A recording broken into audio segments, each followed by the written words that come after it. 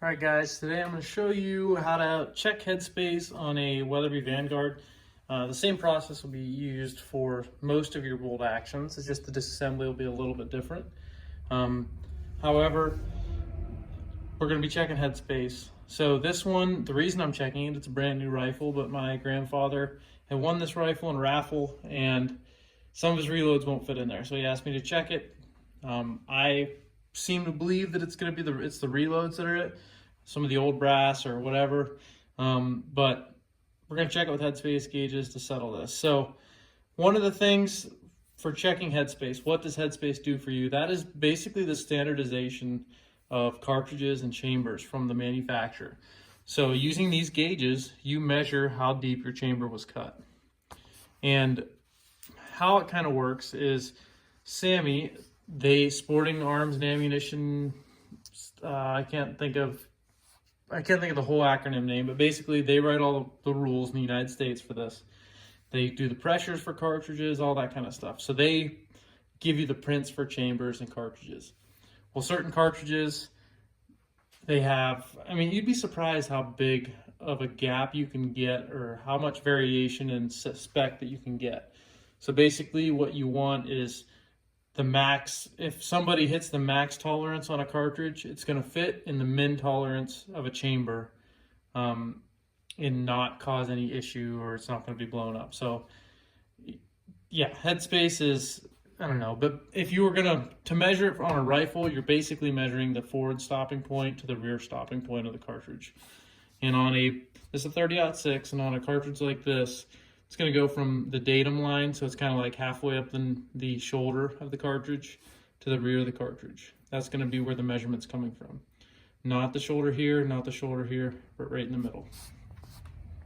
But, so let's get into it. To measure Headspace on a rifle, you want to disassemble the bolt to as far down as you possibly can. And what that means is taking out extractors, taking out ejectors, and then also taking out your firing pin assembly. You basically just want to have this bolt and bolt handle being the only thing that you're dealing with. So I have a separate video where I show you how to disassemble this bolt, or at least take the firing pin assembly out.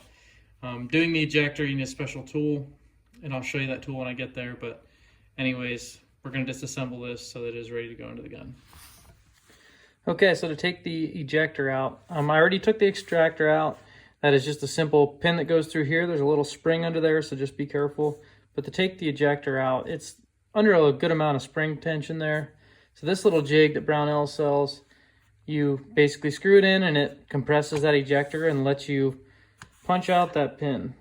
So you want to make sure you have it on the right side. This is the correct way. It has a place on the bottom to actually push the pin out to.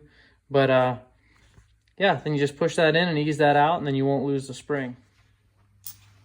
Okay, so now I have the bolt completely stripped, no ejector, no extractor, no firing pin assembly, so that when it's inserted into the rifle, there's no resistance. You hear that?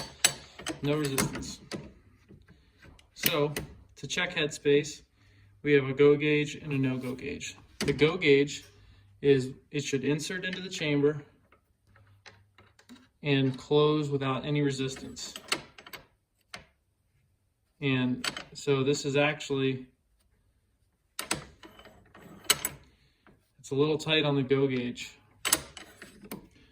which that really should be, I mean, that would produce a good amount of accuracy, but where you have an issue that you can run into is that it will not, you might cause some extra pressure if you have some ammunition that's on the edge of those limits there. So here's a no-go gauge, and you'll see the difference here.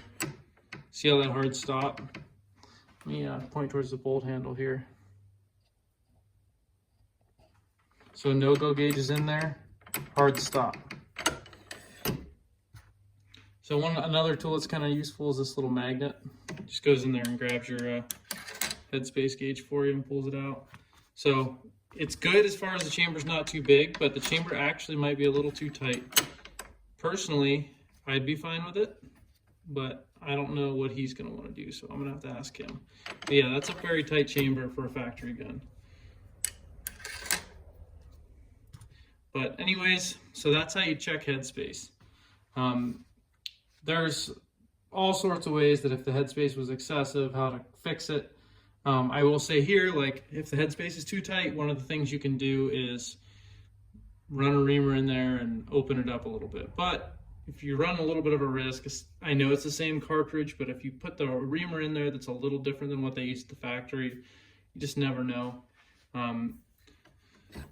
However, I'm going to talk to him and see what he wants to do with it, and we will go from there.